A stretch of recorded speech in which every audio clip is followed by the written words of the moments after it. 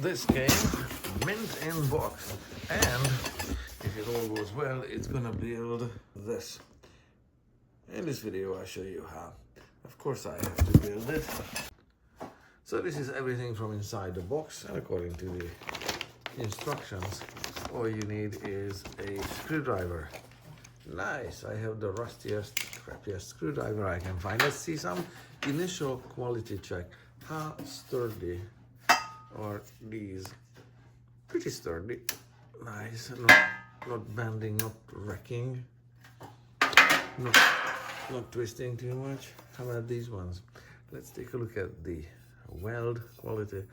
This looks very, very lightweight and thin, so I don't have a whole lot of faith in the weld strength in general. All right, so let's have a look. And we have these casters here that look like a joke, but it probably works for the weight rating of this item, which might be printed somewhere, say maximum whatever kilograms. Let's take a look at this instruction. Yeah, nothing anywhere. Okay, so we can just load 200 pounds in each of these shelf, drawers, boxes, whatever it is. Maybe not. Yeah, no weight indication whatsoever. Okay, so step one here in the manual says slide the tubes together. Yeah, which ones, which way? Well, you take them off of one side, and this is how they make good sense, and this is how they make no sense, and they fit both ways. So it's up to you to be observant and put it together the way it works. So now you can put the screws in there, which are those ones. Let's find them in the bag. So these are all the fasteners plus one ridiculous looking wrench. So what you need is the tiniest screw from the set, that, and I don't know, press against the floor. So I got the first screw in. So the other option is to hold this in your hand, but that's just asking for being stabbed just about. This is likely to slip or whatever, so I just kind of like working against the floor there. Easy enough. So those 4 screws are done. The next thing, the manual says there's something going on with these gray pieces. Those are not extra pieces of plastic or anything. What they're trying to tell you is that these 2 flanges that extend further down will go between those bent pieces of metal, like so. So that's their idea. So this is not an extra piece. There's nothing else defined, no extra pieces. And what they are also saying is that the top of the tubes are the opposite ends, and they are kept. So the other 4 screws go through these holes into these, with this tab extending down here, like so. Let's take a look at this one. How is that screw alignment? Well, let's just go with, it's off center, so it's not the best, but we'll get by. So again, those screws are aligned well, and these ones here cannot really be made any better because the components here won't slide closer together. So that concludes miserable step 2. Step 3, apparently these baskets are numbered. So let's start with 1 down and clamp it with the bolt and the nut this way. So problem number 2, besides this misalignment of screw and hole, is that there's not supposed to be a ridge formed on the neck of the pipe. See, these ones are done well. We can call them flawlessly. Crooked as it is, whatever, just move on, because what you can't do with that ridge is you can't put this component on it that would actually lie flat. It just does not. It does over here, where the pipes are formed the way they should be, without ridges or shoulders in them, and yeah, it's not working right at this spot. So, is it ready for the trash basket? I'll give it a go. All right, I pulled it together or forced it together on this side. However, on this other side, where basket, this is still basket number 1, where the basket has this weird lump here. When I put this cap on, given the length of the screw doesn't really reach the opposite side. So when the bolt is pushed in there, it's just not long enough to come out on the other side. So include one other tool in the toolkit. This needs some kind of serious clamping here, because a bolt stretcher is not an option. Correction. Tools needed: 2 clamps to make that bolt go through this much. And I can give it a try. See how this works out.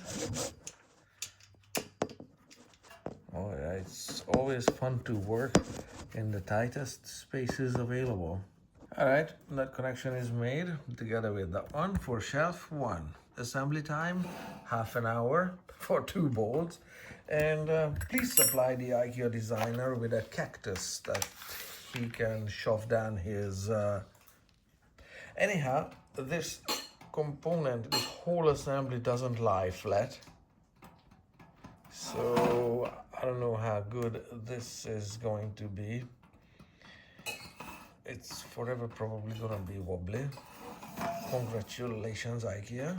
For all of the shelves, it's important that the bolt go through the hole in the middle, yes? It's possible to put the bolt through it in this position and it will rest on top of this metal component, which will kind of work, but this is how it's supposed to be. So check your work. You can see that the bolt is going through that metal flange. Same on the opposite side here. It's correctly assembled. So make sure you put your bolts, position the shelf here, and put the bolt through in this position. By the way, this miserable looking little wrench works extremely well. Steps 4 and 5 are the same. The last step, let's add the wheels. What this doesn't tell you is that 2 of them have brakes or locks on them, like this one, and 2 of them do not have that. This extra little metal lever here. So wherever you want to put the brake wheels, figure it out first. 2 here or 2 here, whatever combination you want, figure it out first. Because if you end up with these brakes on opposite corners, that's probably not going to work. So I ended up putting the 2 brakes on one side, whatever, the 2 others are on the other side. The threaded stem of the caster is going into the frame. The wrench works well, but there might be dirt on the threaded insert inside this tube. If there is any dirt on the threaded insert inside this tube, and the threaded stem of the caster doesn't want to go in just by using this wrench, take it out.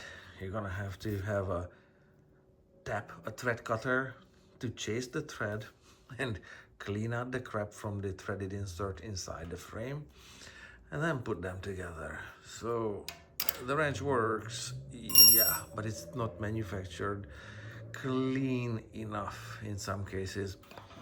Last comments here on these ball bearings. How sturdy is this? Well, I don't have high hopes. Obviously, limited home duty, light duty, residential, whatever ratings. If these bearing balls fall out and you find them on the floor one day, don't be surprised. This whole thing is likely to bend if you're dragging the casters and the cart on carpet. This is smooth floor, so I have high hopes. Now, Some other quality remarks here. That's how this comes from the factory. Exposed metal, not cool. Some kind of stain and discoloration. Yeah, not from being on the floor. That black smudge is from being on the floor. This rusty color, whatever, that's not part of it. Now, moment of truth. Does it lie flat or does it wobble? It's actually flat. Wow, it's a miracle. Praise be to Jesus or whatever you want to pick. Wow. All right. So there's gonna be. She wants to put books on it. Say, obviously, books not this size, and books can be put on this way. So, how practical this is for books, that's another story. So obviously, nothing but the shortest book would fit the shelves, and then you need space to rotate it, and so you can only have a few books on each shelf, and anything is taller than that, they don't fit on the lower shelves. So whatever, but it's a cute little cart. Let's see, I'm sure her books will be slightly different. Let's see if it's symmetrical. It's looking good. Well, we can call it, yeah, that corner is sticking out more than the other corner there, but I'm sure the books won't mind. It's tolerable. All right. IKEA milk explosion.